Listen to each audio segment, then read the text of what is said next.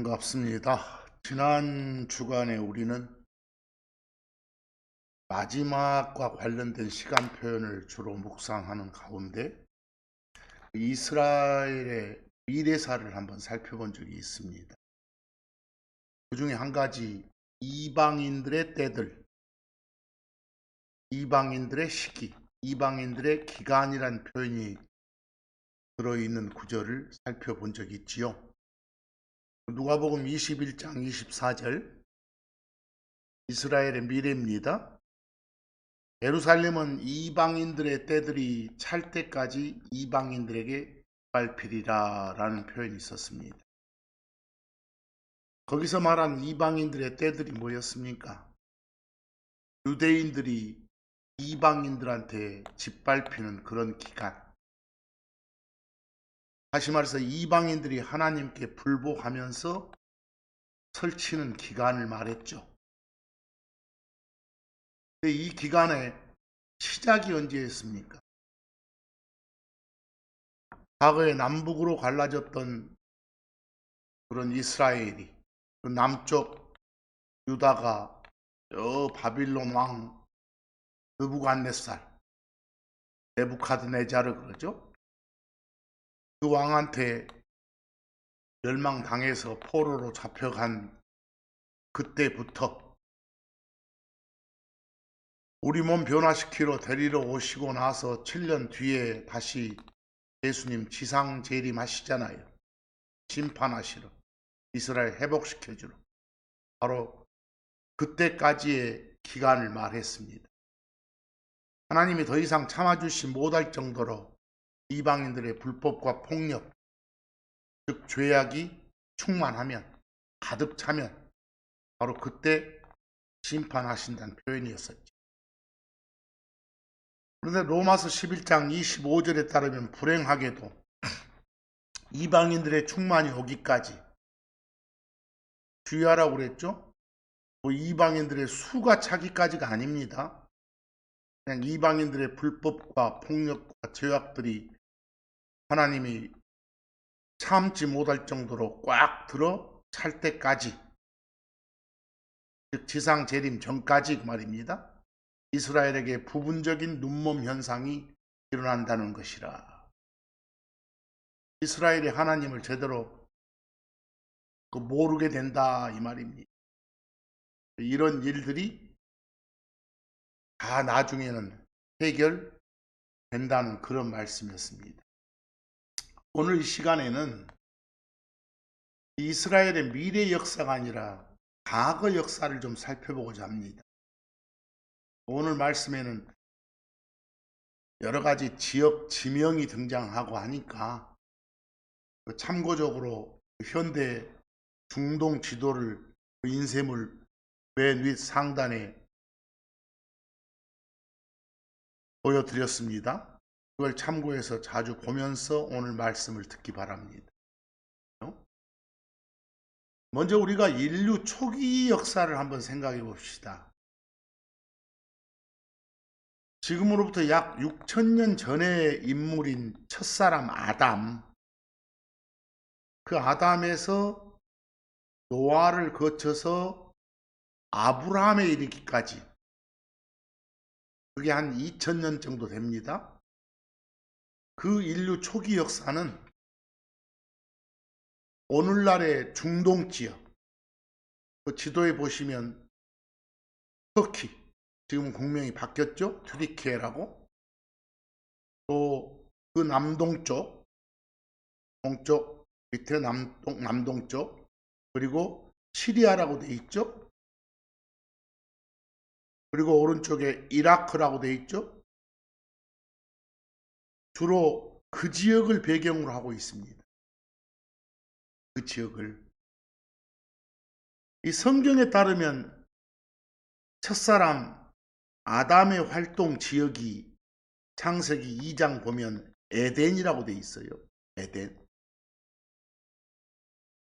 그 창세기 2장 기록에 따르면 그 에덴에서 시작된, 거기서 발원한 강이 4개가 있다고 돼 있습니다. 근데 거기 언급된 4강 중에 창세기 2장 14절에 보면 오늘날까지도 그 이름을 유지하면서 실제 존재하는 강이 하나 있죠. 유프라테스 강이라고요. 그리고 거기는 언급이 안 됐습니다만 사실상 히데겔이라고 된 것이 요즘으로 말하면 티그리스 강을 말합니다. 그런데 이 유프라테스 강은 어디서 시작되느냐? 여기 지도 보면 터키 오른쪽 위쪽에 아르메니아라고 돼 있죠. 보온지대입니다. 거기서 발원됩니다. 시작돼 가지고 쭉 내려와서 시리아 쪽으로 내려와 가지고 그 다음 오른쪽 이라크 북쪽에서 밑에 남쪽 거기 지도에는 쿠웨이트라고 된 쪽에 바다가 있죠. 그 바다까지 흘러내립니다. 그게 유프라테스 강입니다. 그 오른쪽으로 평행하게 티그리스 강이 쭉 흘러내립니다. 평행하게요. 그리고 우리는 그 두 강 사이의 그 평야지대를 일컬어 메소포타미아라고 합니다. 메소포타미아. 그런데 창세기 2장 내용을 보면 그 에덴의 위치가 정확하지는 않지만 그냥 추정해 보면 그 아르메니아 온 밑에 그 터키, 튀르키예 그 밑에 쪽하고 그 시리아 북쪽, 이라크 북쪽 요 어딘가로 추정이 됩니다. 유프라테스 강의 설명을 봐서요. 자, 창세기 2장 10절하고 14절 좀 봅시다. 강 하나가 에덴에서 나가서 동산을 적시고 거기서부터 그것이 갈라져 가지고 4개의 발원지들이 되었더라. 해놓고 14절 가면 거기서 발원돼서 시작된 그 강 4개 중에 셋째 강의 이름은 히데겔. 요즘 명칭으로 말하면 티그리스 강입니다. 그리고 넷째 강은 잘 알죠? 유프라테스라 그랬습니다. 바로 이런 점들로 미루어 봐서 그 에덴의 추정 지역이 아까 말한 그 지역이다 라고 하시면 됩니다. 근데 쭉 설명을 잘 듣기 위해서 이 용어들을 잘 보세요. 아까 제가 메소포타미아라는 명칭을 썼죠. 그 유프라테스 강하고 티그리스 강이 평행으로 흐르는데 그 두 강 사이의 평야 지역을 메소포타미아 그럽니다. 원래 메소포타미아란 말 자체가 그리스어로 헬라어로 두 강 사이에 있는 땅이란 말입니다. 보세요. 근데 이 메소포타미아 평원의 대부분은 현재 지도로 말하면 그 이라크 쪽에 속합니다.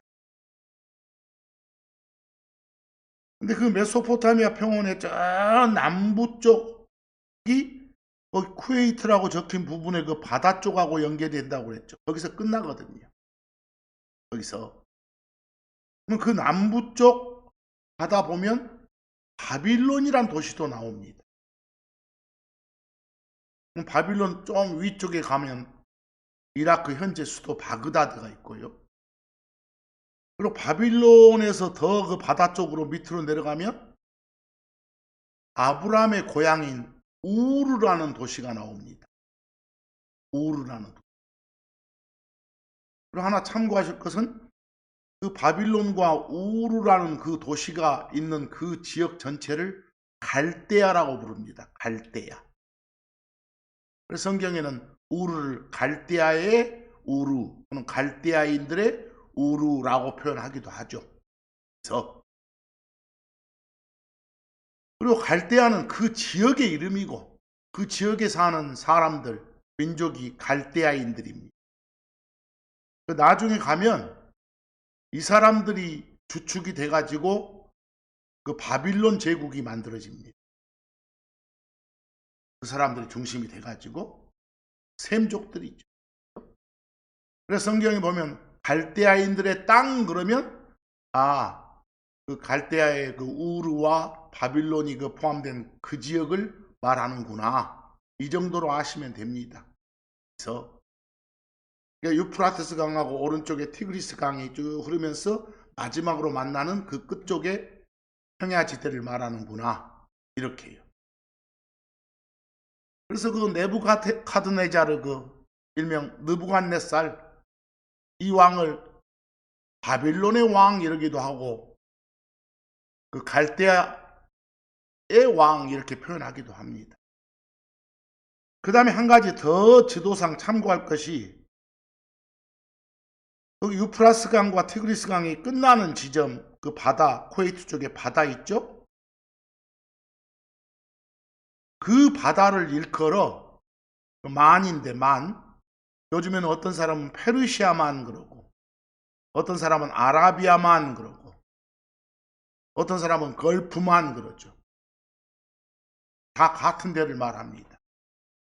그래요? 그리고 그 바다에서 쭉 내려다 보면 그 오만이란 나라, 또 UAE 아랍에미레이트란 나라 있는 쪽 위쪽 그 좁아지죠? 거기를 호르무즈 해협 그럽니다. 여름에 많이 들으실 겁니다. 호르무즈 해협. 그래서 그런데 우리가 지금 다루고자 하는 그 주요 인물 중에 하나가 아브라함인데, 그 아브라함이 나중에 이동하는 경로를 보면 그 이라크 저 최남쪽에 우르에서부터 시작해서 시리아 쪽으로 가가지고 터키 그 남동 쪽에 있는 지역, 시리아하고 접경지대, 그 시리아의 하란이란 지역으로 이동하고 거기서 나중에 이스라엘 쪽으로, 그때 당시 이름으로는 가나안이죠. 지금은 이스라엘, 팔레스타인 이렇게 돼 있고요. 가나안 지역으로 이동을 합니다.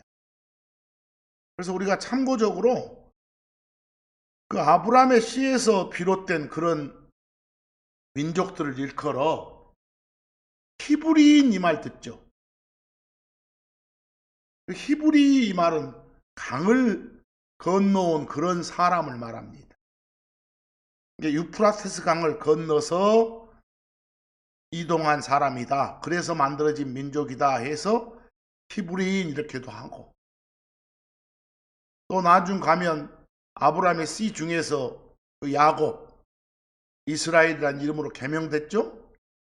그쪽에 비중을 둔 민족이다 해서 이스라엘 사람, 이스라엘인 이렇게 말하기도 하고, 그 다음 또 시간이 흘러서 그 후손들 중에서도 저 남쪽 유다 지파를 중심으로 이어온 어떤 정통 계열의 민족이다 해서 유대인 이렇게 부르기도 합니다. 그러니까 히브리인, 이스라엘인, 유대인 하면 같은 것의 다른 개념이구나, 이 정도로 포괄적으로 생각하시기 바랍니다. 그래요? 그 정도로 생각하시면 됩니다. 자, 오늘 말씀을 좀 살펴보기 위해서 이스라엘의 과거사를 좀 살펴보기 위해서 제일 먼저 사도행전 2장 10절, 사도행전 7장 2절에서 4절 말씀을 봅시다. 사도행전 7장 하면 스데반이란 사람이 나오죠. 그 사람이 쭉 설교하면서 사람들 앞에서 이스라엘의 과거 역사를 쭉 말하잖아요. 아브람부터의 역사를. 그 말한 중에 2절에 그리고 그가 말했더라. 사람들아, 형제들아, 그리고 아버지들아, 귀 기울이라. 자기가 선포하는 말을 잘 들으란 소리죠. 영광의 하나님께서 우리의 아버지 아브라함에게, 조상을 말합니다. 아브라함에게 나타나신 것은, 하나님이 자기들 조상 아브라함에게 나타나셨다고 하죠. 어디서, 언제? 그가 아브라함이 하란에 거하기 전에, 즉 자기 고향 우르에서 하란으로 이동해서 하란에서 살기 전에, 그 말은 고향 우르에 있을 때 이 말이죠. 그 말을 그가 메소포타미아에 있을 때였느니라 그랬습니다. 아까 메소포타미아가 뭐라고 그랬습니까? 유프라테스 강과 티그리스 강 두 사이를 쭉 있는 평야지대라겠죠. 그럼 그 평야지대 저 최남쪽으로 가면 거기에 바빌론이란 도시가 있고 아브라함의 고향인 우르라는 도시가 있다겠죠. 바로 거기 있을 때였느니라 이 말입니다. 3절 그리고 그에게 거기 있을 때, 그 우르에 있을 때 그에게 하나님께서 아브라함에게 말씀하셨느니라. 그때 주신 말씀이 뭡니까? 네 고향에서, 우르에서죠. 그리고 네 친족에게서 너를 옮기라. 다 데리고 가지 말고 그냥 네가 떠나라 이 말이죠. 그리고 내가 하나님께서 네게 아브라함에게 보여줄 땅으로 들어가라. 어느 땅으로 들어가라는 지어가지 않았습니다. 앞으로 보여줄 테니까 그 땅으로 들어가라. 4절 가봅시다. 이 말씀 듣고 나서 이제 그 뒤에 그가 아브라함이 갈대아인들의 땅, 이미 설명했습니다. 갈대아인들의 땅 하면 뭐더라고요? 그게 우르, 바빌론 이 지역이라고요. 거기서 나와가지고 메소포타미아 남부죠. 거기서 나와서 시리아 쪽에, 시리아와 튀르키예 그 접경지대 시리아 쪽 하란이란 도시에 거하였도다 그랬습니다. 근데 그 다음 보니까 아버지랑 같이 갔네요. 아브라함이. 그리고 그의 아버지가, 아브라함의 아버지가 데라예요. 죽자 그분께서 아브라함을 거기서 너희가 지금 거하는 이 땅으로, 스데반이 이스라엘 땅에 설교하고 있으니까 이 땅으로 옮기셨느니라 라고 이스라엘의 과거 역사를 쭉 말하잖아요. 이제 아까 설명으로 지명들 알겠죠?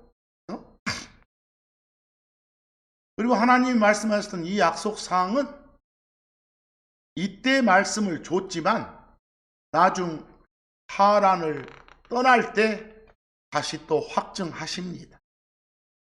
자, 창세기 15장 7절도 한번 말씀을 봅시다.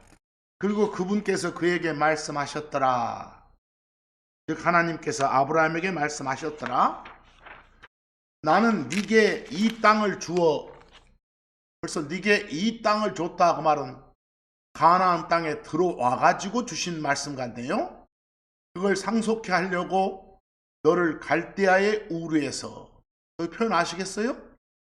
갈대아 하면 아까 바빌론, 우르 이런 도시가 포함된 그 지역의 이름이었죠. 거기에 있는 우르에서 데리고 나온 주니라 하나님이니라 라고 하잖아요. 뭐 어디서 출발한지 알겠죠? 느헤미야 9장 7절도 보면 그 느헤미야가 하나님을 찬송하는 말씀입니다. 당신은 참으로 아브라함을 택하여 그를, 어디서 나온지 알겠죠? 갈대아의 우르에서. 금방 말했잖아요. 어딘지 지도상으로 다 그려져야 성경이 보입니다. 거기서 데리고 나와서 그에게 아브라함이란, 이름이 바뀌었구나. 처음에는 아브라함이었는데 아브라함으로 바뀌었구나. 그 이름을 주셨던 주 하나님이시니다 라고 하나님 앞에서 고백하는 장면입니다. 그래서 아까도 잠깐 말했지만 아브라함이 하나님한테 받은 약속 내용이 있죠. 약속이나 언약은 같은 말입니다. 이제 창세기 12장 1에서 4절을 봅시다. 이제 주께서 아브라함에게 전에 말씀하셨더라. 그 말씀하셨더라의 영어 시제를 보면 과거 완료 시제입니다. 과거 전에, 대과거 그러죠. had said라고. 뭐 어디서 말씀하셨던 내용이란 소리예요. 고향 우르에서. 거기서 뭐라고 말씀하셨습니까? 아까 봤죠. 스데반 설교에서도 네 고향으로부터, 그리고 네 친족으로부터, 그리고 네 아버지의 집으로부터 내가 네게 보여줄 땅으로 너를 옮기라, 떠나라는 겁니다. 이 명령에 따른 약속 내용 좀 봅시다. 2절. 그리하면 내가 너로 큰 민족을 만들고 내가 네게 복을 주어 네 이름을 크게 하리니 네가 한 복이 하나의 복이 되리라 그랬습니다. 복의 통로가 되는 겁니다. 자, 언약 내용이 더 이어집니다. 3절. 그리고 너를 축복하는 자들에게는 내가 복을 주고 너를 저주하는 자에게는 저주를 내리리니. 그 다음 중요합니다. 네 안에서 땅의 모든 가족들이 복을 받으리라 그랬습니다. 즉 아브라함의 씨에 아브라함의 후손에 해당하는 자들은 다 복을 받으리라 라고 되어 있습니다. 그 다음 4절. 이처럼 아브라함은 주께서 전에 자기에게 말씀하셨던 대로 떠났고 명령에 따라 움직였죠. 롯이 그와 함께 갔으며 이제 정보가 추가되네요. 자기 조카인 롯이 동행했습니다. 아까는 자기 아버지도 함께 갔다겠죠. 그래가지고 저 시리아 쪽 하란에 거하다가 이제 거기서 약속에 따라 명령에 따라 떠난 겁니다. 그가 하란에서 떠날 때 아브라함은 75세였더라 라고 되어 있습니다. 아브라함이 자기 고향 떠난 나이가 아니라 하란에서 가나안을 향해 떠날 때 나이가 75세였구나. 이것도 나중 산수 계산을 위해서 잘 기억해 두시기 바랍니다. 근데 금방 말씀 중에 3절에 보면요. 네 안에서 땅의 모든 가족들이 복을 받으리라. 이 표현. 아브라함의 씨, 아브라함의 후손 아주 많죠. 근데 아브라함의 씨의 후손에는 약속에 따른 씨가 있고 언약의 씨가 있고요. 이게 정통 계보예요. 또 언약과는 관계없는 언약 밖에 있는 씨, 언약 밖에 있는 후손들이 있습니다. 여러분 참고적으로 아브라함이 그 사라한테서 낳은 아들이 이삭이죠. 이 이삭의 아들이 야곱이죠. 나중에 이스라엘로 개명된 이름. 이쪽으로 이어지는 씨가 정통계보입니다. 한 가지는 아브라함의 씨는 맞지만 정통계보가 아닌 언약 밖에 있는 씨가 있어요. 그 이집트 여자 하갈에서 나온 아들이 이스마엘이 있어요. 그 이스마엘과 그의 후손들. 이들도 아브라함의 씨에 해당돼요. 또 한 가지 또 사라가 죽은 다음에 또 결혼한 아내 이름이 그두라예요. 그두라한테서 낳은 아들이 또 6 아들이 있거든요. 그 아들들하고 그의 후손들. 여기에 보면 그 여러분이 잘 아는 미디안 족속도 이런 데 다 포함돼요. 이들도 있어요. 그럼 그 이스마엘의 후손들 또 그두라한테서 낳은 아들들과 그들의 후손들 이들이 만든 국가가 오늘날의 아랍 국가들 중동 지역 대부분의 국가들이에요. 그들이 만든 나라가. 성경에 따르면 이 마지막 날들이 끝나는 날, 마지막 날 지상 재림하실 때 그들도 하나님께로 돌아오면 회복시켜 주신다고 말을 해요. 여기서 바로 아브라함한테 네 안에서 땅의 모든 가족들이 복을 받으리라고 말은 이들도 다 포함되는 거예요. 이들도.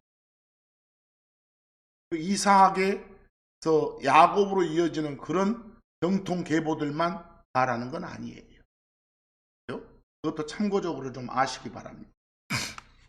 자, 이런 정도로 하고 나서 이제 오늘 그 말씀의 제목을 제가 거기 430년, 400년 그런데 뭘 말할까? 그래서 여러분 430년 이거 들으면 어떤 기간을 말하는 것 같아요? 여기 제가 출애굽기 12장 40절을 소개해 놨습니다. 41절까지. 많은 번역본들을 보면 이스라엘이 이집트에 거주한 지 430년 이렇게 표현되어 있어요. 이러다 보니까 오해를 사요. 여기서 이스라엘 민족이 이집트에서 종생활, 속박생활한 기간이 430년이구나. 이렇게. 그렇게들 많이 가르쳐요. 또 뭐 430년 중에서 요셉이 통치할 때는 좀 고난 핍박 안 당하고 편안하게 살았기 때문에 한 30년 빼서 400년이라고도 한다. 뭐 이런 식의 말들 합니다. 이건 다 전설입니다. 자, 그렇다면 430년이 뭘 말하냐? 먼저 결론부터 말합니다. 430년은 아브람이 썼죠? 아브람이 그 하나님의 언약에 따라서, 약속에 따라서 하란 떠나가지고 가나안에 입성하죠? 가나안 땅에 딱 발을 디뎌. 그때부터 시작해요. 그때부터는 본격적인 타국 생활이에요. 그때부터 시작해서 가나안에서 쭉 거주하다가 이집트로 들어가잖아요. 그들이. 그래서 이집트 이제 삶이 다 끝나. 그리고 나서 이집트를 나오는 날, 출애굽한 날 말이죠. 그 날까지를 다 포함해서 430년. 다시 말합니다. 430년은 언제부터? 가나안에 입성했을 때부터 이집트에서 나올 때까지. 그게 430년입니다. 430년의 시작점은 가나안 입성했을 때부터입니다. 근데 나중에 보겠지만 가나안에 입성해가지고 전반부 한 30년 동안은 그런 대로 편안하게 사는데 그 30년 지나는 시점에 약속의 아들 이삭이 육체를 따라 난 아들 이스마일한테 핍박, 희롱당하고 조롱당하고 고통받기 시작하거든요. 그때부터 시작해서 이집트에서 나올 때까지 하면 400년입니다. 400년은 이스라엘이 타국 생활하면서 고난받고 고통받은 핍박받은 기간을 말하고 430년 하면 가나안 입성부터 이집트 나올 때까지의 기간을 말하고 여러분이 평소 아는 것하고 달라도 꼭 좀 기억을 하기 바랍니다. 그래서 여기 출애굽기 12장 40절을 보기 바랍니다. 근데 거기 맨 끝에 보면 개역성경 같은데 어떻게 표현됐는지 나왔죠? 이스라엘 자손이 애굽에 거주한 지 430년이라 그랬어. 이 말만 가지고 한번 독해해 보세요. 오, 이집트에서 430년을 살았네? 이렇게 오해되잖아요. 제대로 한번 봅시다. 40절, 이제 이집트에 거했던 이스라엘 자녀들의 나그네 생활은 430년이었더라 라고 돼 있어요. 여기 제가 나그네 생활, 타국 생활, 자기 땅이 아닌 남의 땅에서 그 체류하는 걸 한자로 우거 그럽니다. 우거. 그래서 나그네 생활, 타국 생활, 우거 다 같은 말입니다. 근데 그 오른쪽 영어를 보면 그 나그네 생활하다, 타국 생활하다, 우거하다 이런 영어 동사가 sojourn입니다. sojourn. S-O-J-O-U-R-N. 그 동사에다 지금 ing 붙여놨으니까 명사화 시켰죠? 그래서 제가 번역을 나그네 생활, 타국 생활, 우거 이렇게 표현했습니다. 중 한 가지 표현을 쓰세요. 그게 그 문장의 주어입니다. 그리고 쭉 가다가 카마카마로 삽입된 절이 하나 있죠. Who dwelt in Egypt라고요. 카마카마는 괄호쳐서 없다고 보기 바랍니다. 그리고 나서 sojourning이란 주어에 이어지는 동사가 was입니다. 그리고 430년이 나오죠. 430 years라고요. sojourning이 430년이었다 이 말입니다. 아까 sojourning이 뭐였어요? 나그네 생활이고 타국 생활이고 우거였죠. 그게 430년이었다. 근데 그 430년 중에 일부는 이집트 생활이었다. 지금 이런 말입니다. 이 표현이요. 그리고 41절 보면 그리고 430년의 끝에 뭔 일이 있었어요. 아까 430년 끝이 뭐라겠어요? 이집트 탈출한 날이라겠죠. 곧 바로 그날 주의 모든 군대들이 이집트 땅에서 나가게 되었더라. 탈출한 날 맞잖아요. 이미 정보를 드렸습니다. 시작한 날은 언제라고요? 하란 떠나서 가나안에 입성한 날. 가나안에 들어온 그날. 그날부터 이집트 탈출한 날까지 총 기간이 430년이었다고 합니다. 잘 아셔야 됩니다. 430년은 이집트에서의 속박 생활 기간이 아닙니다. 보세요. 나중 신약에 가면 갈라디아서 3장 17절에서도 430년이 나옵니다. 여기 한번 보기 바랍니다. 갈라디아서 3장 17절. 바울이 전합니다. 그리고 내가 이것을 말하노니, 이것의 내용이 그 다음 나오죠. 그리스도 안에서 하나님으로부터 전에 확정된 그 언약, 아브라함이 받았던 언약이 뭐였습니까? 아까 나왔죠. 우르에서 줬던 말씀. 그 말씀이 나중 가나안 입성할 때도 확증을 시켜줍니다. 바로 그 언약입니다. 그 언약을 430년 뒤에 있는 율법이 그 뒤 430년 지나서 율법이 주어졌다는 소리죠. 아까 이집트 탈출했다고 했죠? 이집트 탈출한 바로 뒤에 시내산에서 율법을 받았잖아요. 그것이 취소하여 그것이 그 약속을 무효화시킬 수 없느니라 그랬어. 430년 전에 하나님이 아브라함한테 줬던 그 약속은 절대 취소되지 않는다. 영원히 유효하다 이 말이죠. 그래서 바로 다시 한번 말합니다. 430년은 뭐가 아니다? 이집트에서의 속박 생활 기간이 아니다.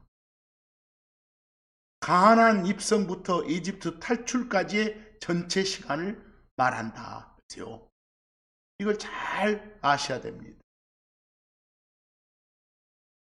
다시 말해서 430년은 하나님이 아브라함에게 주셨던 약속을 지키기 위해서, 이행하기 위해서 아브라함이 현대 시리아 하란을 떠나가지고 현재 이스라엘 팔레스타인이라고 부르는 땅이 가나안이었어요. 그 땅에 입성한 때부터 이 아브라함의 씨들은 야곱 가족이 가나안을 떠가지고 이집트로 내려가서 살다가 그 이집트에서 나올 때까지의 기간이다. 이스라엘 민족의 타국 생활 전체, 나그네 생활 전체 우거 기간을 말한다. 뭐 이스라엘의 타국 생활, 나그네 생활 우거하면 가나안 생활도 포함되는 거예요. 가나안 생활도. 산수로 이렇게 차곡차곡 계산해 보면 이스라엘이 이집트로 들어가기 전까지는 어디서 우거예요? 가나안 땅에서. 그 가나안 땅에서 나그네로 산 기간이 215년이에요. 산수해 보면. 총 나그네 생활 430년에서 그 215년 빼면 또 215년이죠. 바로 그게 이집트 생활. 가나안 타국 생활 215년, 이집트 타국 생활 215년 합하여 430년인 거예요. 그래서 이제 한번 산수를 해봅시다. 창세기 12장 4절, 창세기 21장 5절, 창세기 25장 26절, 그리고 창세기 47장 9절을 연달아 거기 인쇄물에 옮겨놨어요. 여기 잘 봅시다. 아브라함이 75세에 가나안 입성을 합니다. 75세에. 그리고 가나안에서 25년을 살고 이삭이 나옵니다.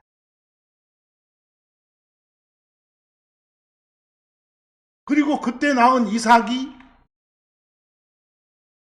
60년을 가나안에서 살다가 야곱이 나옵니다.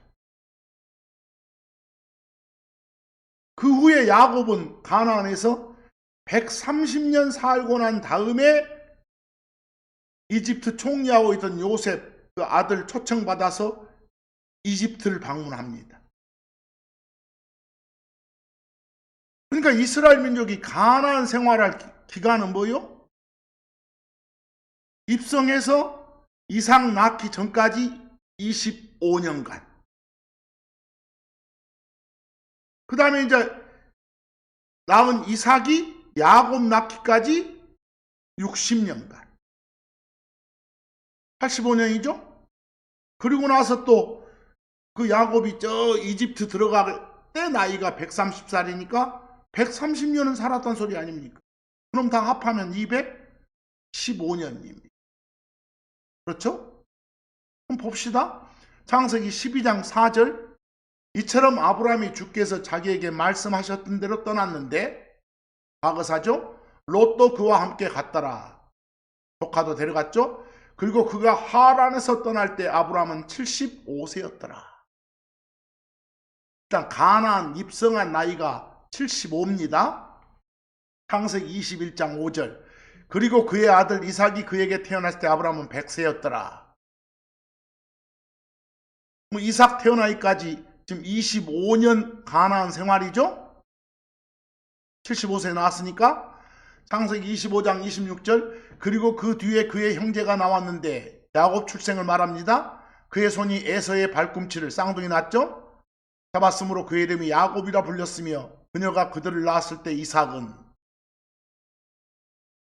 야곱 낳았을 때 이삭은 60세였더라 그랬어요. 여기서 그럼 가나안 생활을 60년 하다가 야곱이 나왔죠? 그럼 아까 25년 가나안 생활을 한 다음에 이삭이 나왔어. 그 다음 60년 가나안 생활 다음에 야곱이 나오는 거예요. 그럼 85년 지났죠? 창세기 47장 9절 가보니까 나중에 저 요셉 초청으로 이집트 방문했을 때 파라오가 야곱한테 하는 말이에요. 그때 야곱이 파라오한테 하는 말이에요. 그리고 야곱이 파라오에게 이르되 내 인생길의 횟수들의 날들이 130년이니이다. 내 생의 횟수들의 날들이 얼마 안 되고 지금 자기 나이가 130살이란 말이에요. 뭐 이삭의 아들인 야곱은 가나안 땅에서 몇 년 살다 왔단 소리예요? 130년. 다 합하면 뭐요? 215년입니다. 뭐 215년 가나안 생활도 소저닝, 나그네 생활, 타국 생활입니다. 낯선 땅에서의 삶의 기간이에요.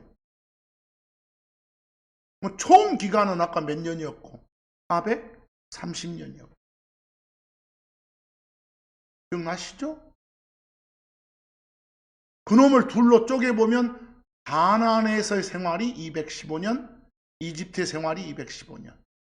바로 430년은 이집트 속박기간을 말한다. 이건 얼토당토 않습니다. 이건 완전 거짓 전설입니다. 잘 기억하세요? 자, 이제 아까 잠깐 말했지만 400년을 좀 봅니다. 400년. 400 years라고요. 400년은 뭐라고 그랬어요? 잠깐 설명했는데 아브라함이 가나안 생활 25년 하고 이삭을 낳죠? 근데 그 이삭이 한 5살쯤 돼가지고 그 전에 낳았던 그 이스마엘한테 핍박을 받아요. 그래서 근데 다시 말해 아브라함이 가나안 거주한 뒤 30년째 그 언약 밖의 아들인 이스마엘이 나중에 저 아랍 족들의 조상된 사람이에요. 거기가 이삭을 핍박해요. 정통 이스라엘을 핍박하는 거예요. 거기서부터 시작되는 거예요. 거기서부터. 그러니까 씨에 대한 첫 번째 박해가 있었던 거예요. 누가 박해를 했다고요? 정통 계보를? 그 이집트 여자인 하갈에서 낳은 아들 이스마엘이. 언제? 이삭이 그 젖대던 날 그랬어. 보통 관습상 젖대던 게 약 5살 때예요. 그때 희롱을 해요. 조롱하고. 그게 나중에 신약 가면 그 조롱했던 사건을, 희롱했던 사건을 핍박했다고 그래요. 그래서.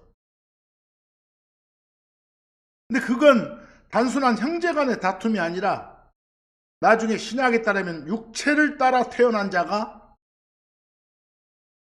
하나님의 약속을 따라 태어난 그런 자를 대적한 사건, 공식적인 박해로 간주해요. 그래서 그러니까 이집트에서의 종살이만 고난이 아니라 이 가나안 땅 안에서도 나그네로서 그 박해받기 시작한 거예요. 그래서 그 박해의 고난의 시작 시점, 그게 아브라함이 가나안 땅에 입성한 지 30년째 되는 해예요. 그때부터 이집트 탈출까지 기간이 400년이에요. 400년. 그래서 나중에 스데반 설교에서 사도행전 7장 6절에서도 그런 말씀이 나와요. 바로 다시 한번 430년 고난기간, 핍박받은 기간의 카운트다운 시작은 어디다? 이스마엘이 이삭을 희롱하고 조롱한 그때부터. 다시 말해서 가나안 입성한 지, 아브라함이 입성한 지 30년째 된 그때부터. 총 430년에서 30년이 빠지니까 당연히 400년이죠. 여기 창세기 16장 16절 봅시다. 아브라함이 86세였을 때 이집트 여자 하갈이 아브라함에게 이스마엘을 낳았다라고 했어. 여러분 아까 몇 살 때 입성했어요? 75세 때. 근데 86세에 이스마엘 낳았으니까 가나안에 입성한 지 11년 지났단 말이죠. 그래서 그리고 나서 이스마엘이 나왔죠. 그래서 근데 창세기 2장 15, 21절 5절 가보면 아브라함이 100세였을 때 이제 14년 더 지났죠? 이때는 완전 이제 애를 못 낳을 정도의 그 아내 사라도 나이가 된 거예요. 90살. 그때야 이삭이 그에게 태어났더라. 그래. 이삭이. 그래서 뭐 이스마엘하고 이삭은 지금 14살 차이잖아요. 14살 차이. 그런데 창세기 21장 8에서 9절을 보면 이삭을 말해요. 그리고 그 아이가 자라서 젖을 떼게 되었더라 그랬어. 이삭이. 뭐 유대인들의 관습상 젖대는 그런 나이는 5세 정도 된다고 합니다. 그리하여 이삭이 젖을 떼게 된 바로 그날에 아브라함이 큰 잔치를 열었더라. 일종의 성인식 하는 거예요. 9절 그리고 그녀가 아브라함에게 낳아준 이집트 여자 하갈의 아들이 이스마엘이 희롱하고 있는 걸 사라가 보았더라. 이삭 엄마 사라가 보니까 이 이스마엘이란 놈이 이삭을 희롱하고 조롱하고 있는 거예요. 희롱, 조롱이 바로 핍박이에요. 핍박. 나중에 이 사건을 바울은 갈라디아서 4장 29절에서 뭐라고 표현한가 봐보세요. 이 사건이에요. 그러나 그때 육체를 따라 태어난 자가 누구 말이에요? 이스마엘. 성령님을 따라 태어난 자를 하나님이 주신 아들이에요. 이게 이삭이에요. 그를 핍박했던 것 같이 그를 어쨌다게요? 핍박했다. 박해했다. persecute. 원래 사건은 그냥 조롱, 희롱 정도로만 모크라고 나오는데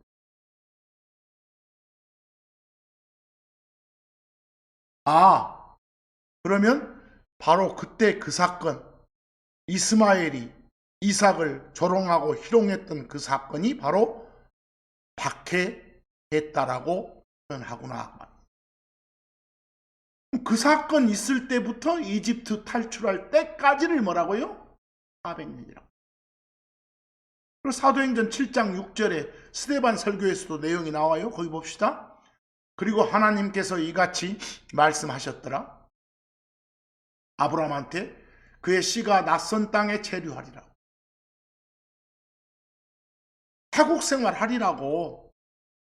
낯선 땅에서. 여러분 낯선 땅 하면 어디요? 가나안 땅도 낯선 땅, 타국 땅. 저 어디도 이집트 땅도 타국 땅이에요. 거기 체류하리라. 그리고 그들이 그들을 속박하리라. 그리고 400년 동안 그들을 악하게 다루리라. 여기 악하게 다룬다 나왔죠. entreat evil이라고. 아까 갈라디아서는 persecute, 핍박, 박해했다고 나와. 창세기에서는 조롱하고 희롱하다, 모크가 나와. 표현만 다르지 다 같은 거예요. 다 고난, 고통 준 거예요. 그래서 사도행전 7장 6절 말씀을 봐도 400년은 어떤 기간이다? 타국 생활하면서 핍박받고 고통받고 고난받는 기간이다. 시작점은 어디다? 이스마엘이 약속의 아들 이삭을 희롱하고 조롱한 그때부터다. 그때부터라고 갈라디아서 바울 사도도 말을 하잖아요. 그래서 창세기 15장 13, 14, 16절도 나와요. 직접 하나님이 아브라함한테 주신 말씀이에요. 네 씨가 자기들의 것이 아닌 땅에서, 타국 땅에서 나그네가 돼서 그들을 섬기리라. 지금 나그네 생활할 거라고 하잖아요. 그리고 저들이 그 타국 땅에 있는 민족들이 400년 동안 그들을 네 씨를 괴롭히리라고 했잖아요. 400년은 괴롭힘 당한 기간이구나. 오로지 여러분들 머릿속에 그냥 이집트에서의 종살이만 이렇게 생각하니까 거기에 국한시키면 안 돼요. 물론 이 문맥에서는 그 400년 고난 기간 중에서도 그 이집트에서의 핍박 생활, 고난 생활, 종살했던 시간에 방점을 찍고 있기는 하죠. 구분 잘 하시기 바랍니다. 다시 한번 말합니다. 430년하고 400년은 시작점이 달라요. 끝점은 같아요. 이집트 탈출한 날이니까 끝점은. 430년의 시작점은 가나안 입성한 날이고, 거기서 30년 지나서 이스마엘이 이삭한테 조롱했던 그때부터가 400년의 시작이에요. 정말 잘하시기 바랍니다. 그래서 자, 이런 점들을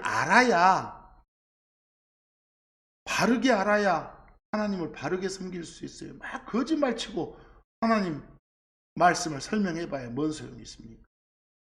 이런 전설, 전통들 다 없애세요. 그래서 아까도 내가 산수해봤잖아요.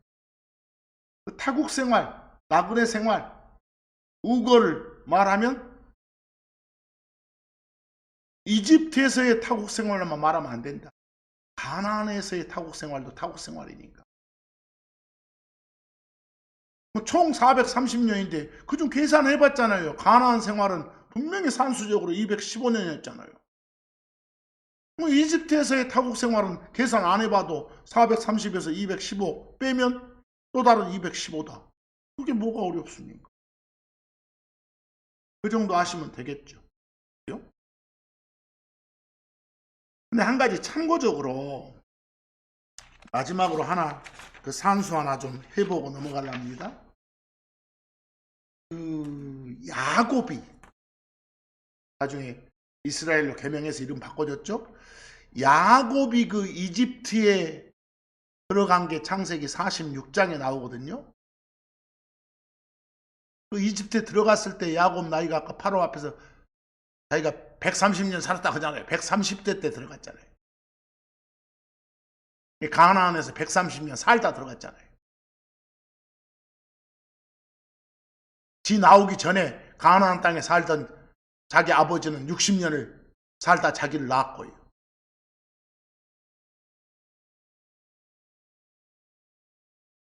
그리고 또 자기 아버지 이삭을 자기 할아버지가 나올 때는 또 낳아가지고 산 게 또 25년 지났을 때였어. 그리고 총 215년 있잖아요. 근데 이 야곱은 가나안 땅에 아주 심각한 기근이 발생했어. 그걸 피해서 당시 이집트 치리자가 돼가지고 다스리고 있던 총리가 됐던 아들 요셉의 초청을 받아서 이집트로 이동을 해요. 그때 나이가 몇 살이라고요? 130살이라고. 그런데 창세기 46장 26, 27절 가보면 그 재밌는 숫자가 나오죠. 그의 허리에서 나와 야곱과 함께 이집트로 들어간 모든 혼들. 그는 야곱이에요. 야곱의 허리에서 나와가지고 이집트로 들어간 모든 사람들 말이에요. 직계 가족들 그 말입니다. 허리에서 나왔다 그 말. 직계 가족, 직계 혈통들, 모든 혼들, 곧 야곱의 아들들의 아내들 외에 그 며느리들은 뺐죠. 그 외에 모든 혼들이 66이었더라. 66 나오죠. 그런데 갑자기 27절을 가보면 이집트로 들어간 야곱의 집의 모든 혼들이 몇 명이었다? 70이었더라 그랬습니다. 아까는 66명, 여기는 70명. 야곱과 함께 들어간 직계 가족이 지금 몇 명인데? 66명인데 이미 직계 가족 중에 거기 총리하고 있던 요셉 있죠? 또 요셉의 두 아들, 그 에브라임과 므낫세 두 아들이 있죠? 그리고 야곱 자신 있죠? 요 네 명을 합하면 70이에요. 야곱과 함께 가나안 땅에서 이집트 땅으로 들어간 숫자가 66. 야곱과 함께 했으니까 야곱 빼고 그 말이죠. 그리고 이집트 땅에 있던 직계가족 3명 합하고 자신 합하니까 70명이 말입니다. 숫자 아시겠죠? 이런 말들 잘 보기 바랍니다. 그리고 출애굽기 1장 1절 2절 가면 이집트로 들어간 이스라엘의 자녀들의 이름들은 이러하니라 해놓고 2절 가보니까 야곱의 그 12아들들 막 이름이 나오죠. 그 중에 셋째 아들이 레이예요. 레이를 까맣게 해놓은 이유는 나중에 가서 이 레이의 아들이 역대기상 6장 1절 3절 가면 고앗이고, 고앗의 아들이 아므람이고, 아므람의 아들이 모세라고 나왔죠. 그 모세 때 이제 이집트에서 나오잖아요. 모세 80살 때. 그렇죠?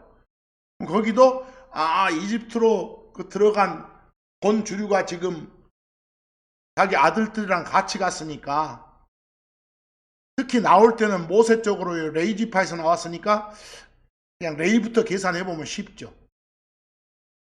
그럼 레이가 이제 얼마 살다가 고앗을 낳았을 것이고, 고앗이 또 몇십 년 살다가 아므람을 낳았을 것이고, 아므람이 몇십 년 살다가 모세를 낳았잖아요. 그럼 모세가 80살 때 이집트에서 나왔으니까, 그럼 살다 몇십 년 살다 나왔다, 이거 합한 게 215년이라니까. 이해하겠죠? 왜? 총 430년에서 가나안 생활 215년을 빼야 되니까. 그래서 이런 어떤 숫자에다가 오늘은 관심을 둬가지고 한번 쭉 상식에 관한 걸 살펴봤어요. 그래서 마지막으로 한마디만 더 합니다. 430년은 뭐라고요? 아브라함이 75세 때 가나안 입성했을 때부터 언제까지? 이집트 탈출한 날. 즉 시내산에서 율법 받기 직전까지. 400년은요. 아브라함이 가나안 입성한 후 100살 때 이삭 낳았죠? 이삭이 5살 때 젖됐죠? 바로 그때부터 핍박, 고난이 시작된 종점은 이집트 탈출까지. 그래서 430년에서 30년 빠진 몇 년? 400년. 그리고 또 산수 배운 숫자에 66명, 70명 이럴 때는요. 나중에 이제 이집트 탈출할 때는 200만 명 이상이 돼요. 근데 66인이 70인이 이런 계산할 때는 여자들은 빠져. 아까 며느리들 뺐잖아요. 그리고 저 막 어린아이들 다 빠지고요. 그럼 아까 66명 할 때는 누구는 포함됐어? 남자들만. 야곱하고 또 자기 아들들하고 자기 손자들 이 정도만. 그리고 이집트에 있었던 요셉과 요셉의 아들들만. 며느들 같은 건 포함 안 되겠죠? 66이라겠다 70이라겠다 이런 걸 나오면 이게 무슨 말이지? 이거 이해하시고 마치 430과 400을 이해하듯이. 그래서 오늘은 거의 상식에 가까운 그런 말들을 쭉 해봤습니다. 아까도 말했지만 요즘에는 중동 문제가 막 심각하죠. 세상에서도. 그럴 때 대충 어떤 역사를 가지고 있는가. 현재 중동 국가들은 거의 그 아랍 국가들은 거의 대부분이 그 이스마엘의 후손들, 하갈에서 낳은 아들들의 후손들, 그 후손들의 국가들, 그것만 아니라 중동 국가면 누구도요? 그들한테서 낳은 아들들이 만든 그런 족속들도 마찬가지예요. 그게 바로 지금 다 중동 국가들이에요. 이스라엘 빼고. 정통 계보로 나온 게 지금 요즘에 이스라엘 팔레스타인이라고 부르는 그쪽 지역에 있는 적. 물론 지금의 현대적인 구성원들은 정통 계보도 아니고 온갖 잡탕으로 섞여 살지만, 근데 그걸 다 회복시켜 준다 하잖아.